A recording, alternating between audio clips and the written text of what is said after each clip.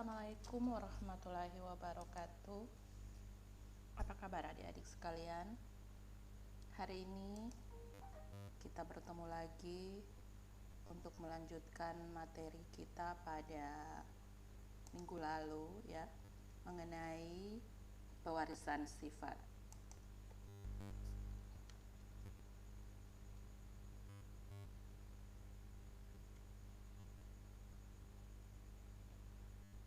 Nah, adapun kompetensi inti pada pembelajaran ini adalah bagaimana memahami dan menerapkan pengetahuan faktual, konseptual, prosedural, dan metakognitif pada tingkat teknis dan spesifik sederhana berdasarkan rasa ingin tahu tentang ilmu pengetahuan, teknologi, seni, budaya dengan wawasan kemanusiaan, kebangsaan, dan kenegaraan terkait fenomena dan kejadian tampak mata.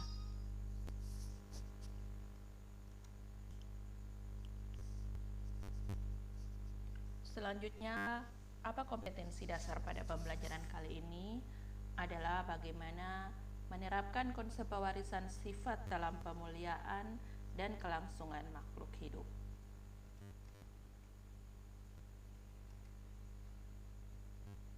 Adapun indikator pencapaian kompetensi pada materi ini adalah bagaimana yang pertama adalah memahami struktur DNA dan kromosom sebagai materi genetik, dan itu kita sudah pelajari minggu lalu. Kemudian yang berikutnya adalah memahami hukum pewarisan sifat. Yang ketiga, bagaimana menjelaskan pewarisan sifat pada manusia. Keempat, menjelaskan kelainan sifat menurun pada manusia. Dan yang kelima adalah menerapkan pewarisan sifat dalam pemuliaan makhluk hidup.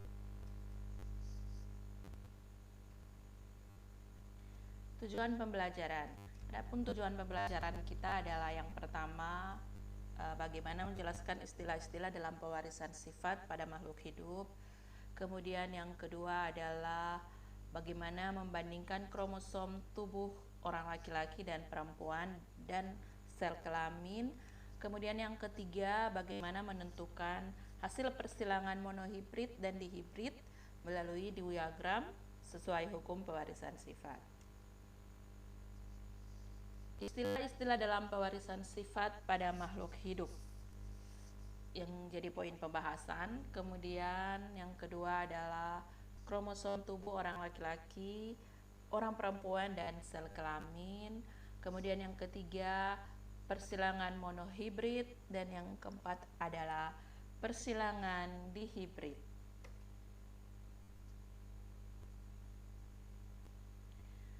Yang pertama kita bahas pada pertemuan kali ini adalah istilah-istilah dalam pewarisan sifat.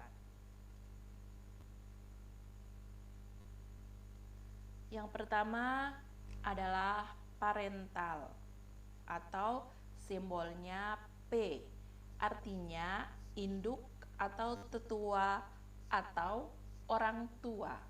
Kan kalau bahasa Inggris parents itu kan artinya orang tua ya, parents.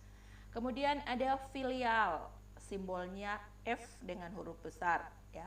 Artinya keturunan yang dihasilkan dari perkawinan induknya atau anak. Nah, filial ini ada filial pertama, kemudian ada filial kedua, dan seterusnya.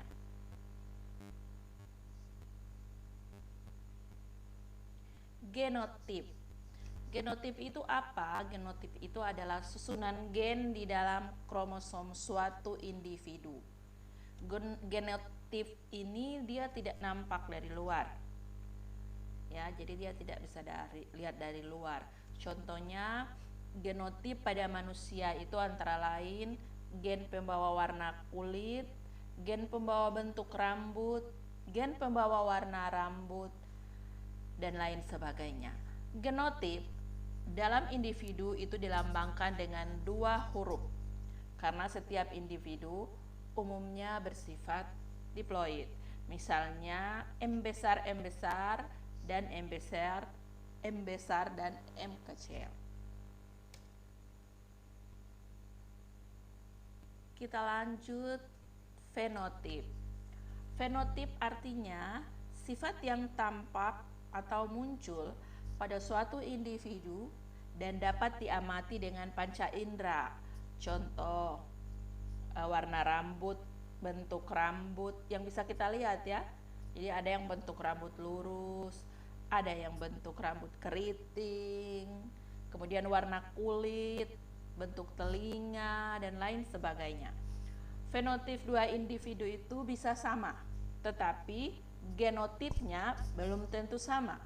Misalnya, bunga berwarna merah, genotipnya bisa M besar atau M besar M kecil. Heterozigot dan homozigot. Homozigot artinya individu yang genotipnya terdiri dari pasangan gen yang sama. Misalnya M besar, K besar, dan sebagainya. Homo artinya sama. Ini sama ya, M besar, ini K besar. Selanjutnya heterozigot, artinya individu yang genotipnya terdiri dari pasangan gen yang tidak sama. Misalnya M besar, M kecil, K besar, K kecil, dan sebagainya. Jadi ini heterozigot, ada M besar, ada M kecil. Tidak beda dengan ini ya, tidak sama. Kalau ini huruf besar dua-dua. Ini huruf besar dan huruf kecil.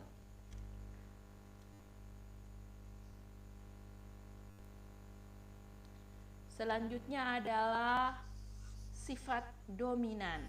Sifat dominan itu suatu sifat yang mengalahkan yang lainnya dan tampak dalam keturunannya. Misalnya, persilangan antara bunga warna merah dan putih itu ternyata menghasilkan tumbuhan berwarna merah. Dalam hal ini, gen pembawa warna merah itu bersifat dominan dan gen pembawa warna putih bersifat resesif. Gen yang bersifat dominan ini dilambangkan dengan huruf besar atau kapital. Kemudian resesif. Resesif adalah sifat yang tertutupi atau dikalahkan dari gen pasangannya. Seperti yang tadi itu ya. Jadi gen yang bersifat resesif ini dilambangkan dengan huruf kecil.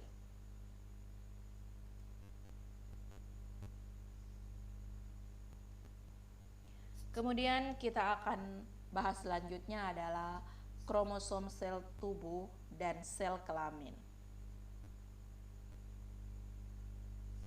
Ini adalah kromosom sel tubuh. Kromosom itu apa? Kita sudah bahas minggu lalu. Kromosom adalah struktur yang terdapat di dalam nukleus atau inti sel.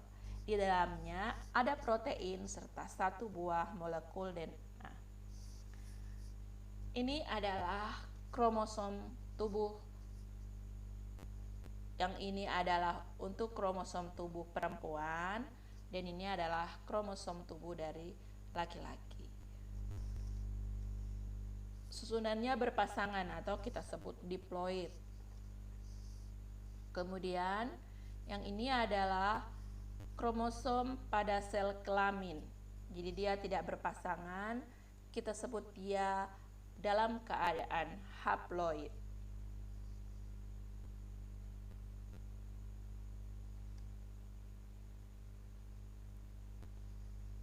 Nah, kromosom itu ada beberapa hal yang harus adik-adik ketahui. Yang pertama, penulisan kromosom kelamin atau gonosom laki-laki ditulis dengan pasangan huruf X, Y. Dan untuk perempuan ditulis dengan huruf X, X besar. Kemudian kariotip atau susunan kromosom laki-laki dapat ditulis dengan rumus 22AA tambah XY, dan untuk perempuan ditulis dengan rumus 22AA tambah XX. Pada sel kelamin kromosom tidak dalam keadaan berpasangan atau kita sebut haploid, sehingga kariotip sel kelamin jantan atau sel sperma adalah 22A tambah X atau 22A tambah Y. Sedangkan kariotip sel kelamin betina atau sel ovum yaitu 22A tambah X. Ya, ini kita lihat adalah diagram kromosom ketika terjadi perkawinan antara laki-laki dan perempuan.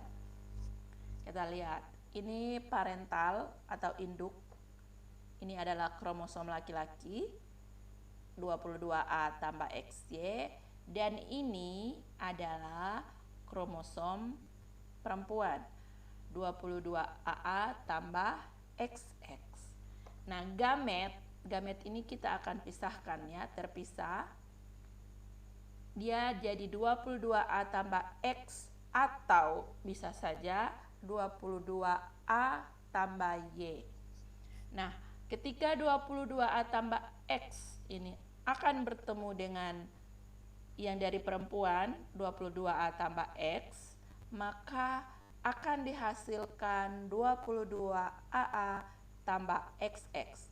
X dari laki-laki ini, X yang ini dari perempuan, dan akan memperoleh anak perempuan. Sementara kalau 22A tambah Y bertemu dengan 22A tambah X, maka akan dihasilkan anak laki-laki, yaitu 22AA tambah XY.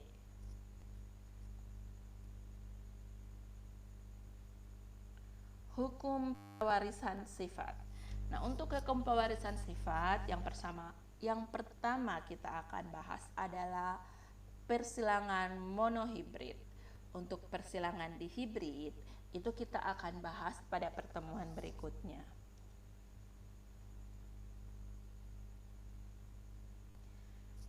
Yang ini adalah Mendel ya, nama orang Mendel.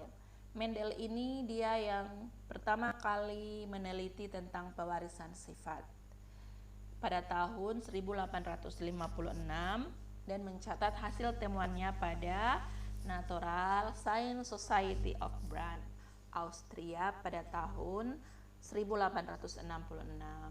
Nah, Mendel ini kita kenal juga dengan bapak genetika karena dia yang pertama melakukan penelitian ini.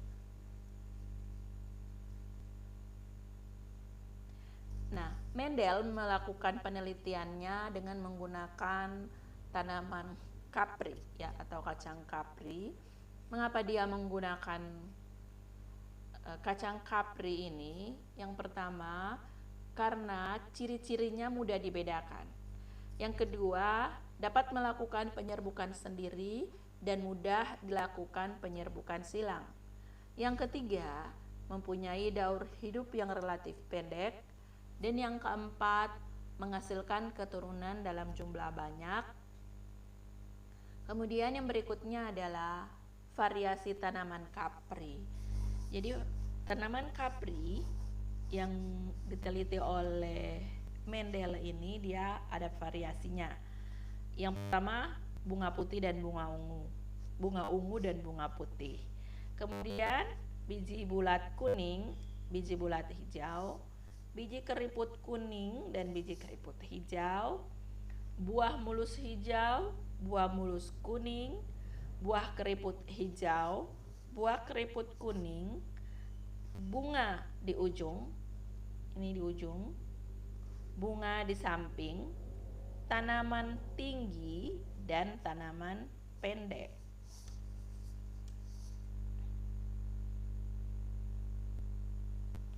Kita lanjut pada persilangan monohibrid.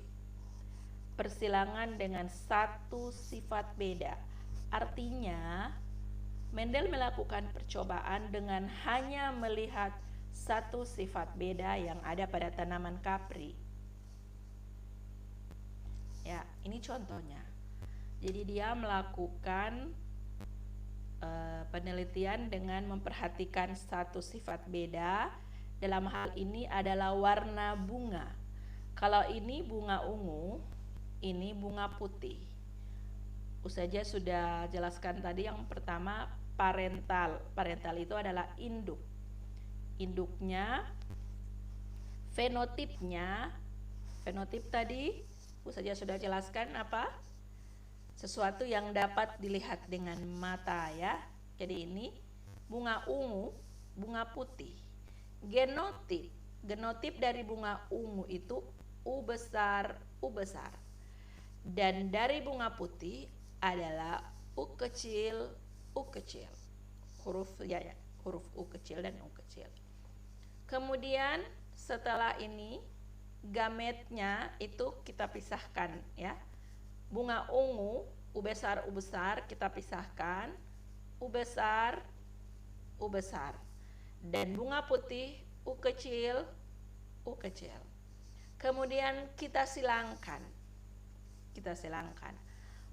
Yang pertama U besar, U kecil, ditulis di sini. U besar, U kecil. Yang kedua U besar, U kecil, kita tulis U besar, U kecil. Yang ketiga U besar, U kecil, kita tulis di sini U besar, U kecil.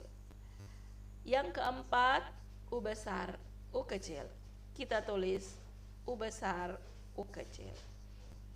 Nah, semua genotip yang mengandung U besar ini semua adalah bunga ungu.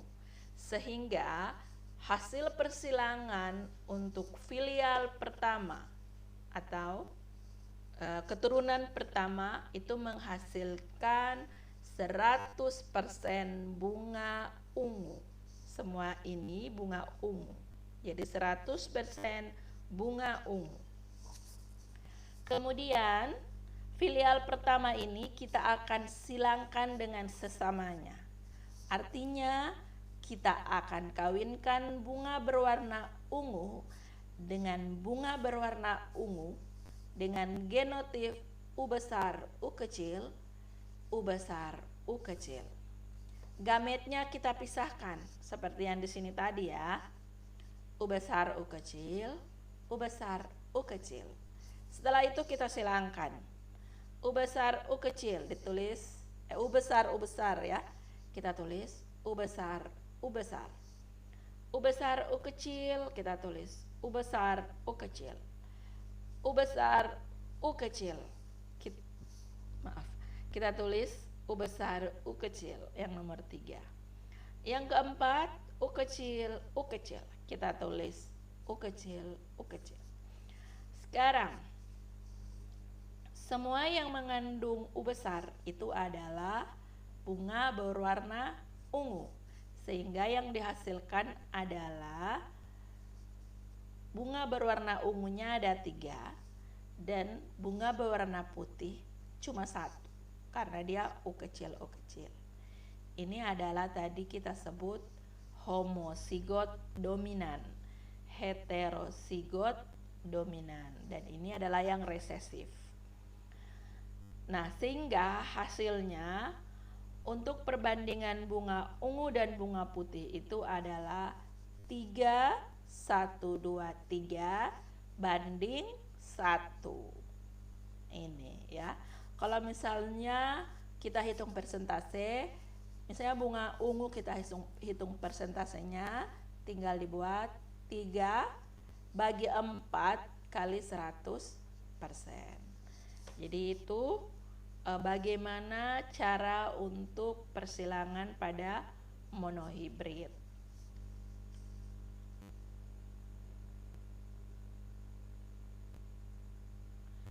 Latihan soal dan tugas.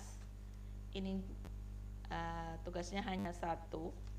Kalian akan buat diagram seperti yang di slide tadi.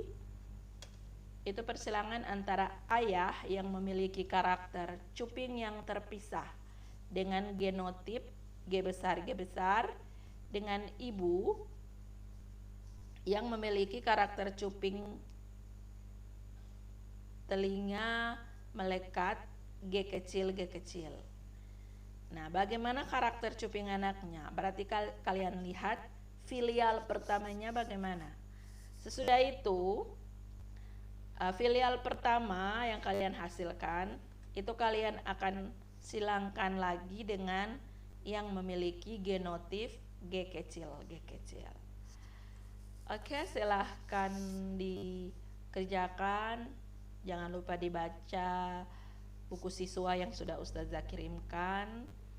Kemudian tugasnya ini nanti diupload di e-learning ya. Dan jika ada yang tidak dipahami, silahkan bertanya melalui grup WA ataupun bisa melalui e-learning. Terima kasih atas perhatiannya. Semoga apa yang Ustazah sampaikan adik-adik bisa pahami. Semoga kita senantiasa dalam keadaan sehat walafiat. Demikian. Wassalamualaikum warahmatullahi wabarakatuh.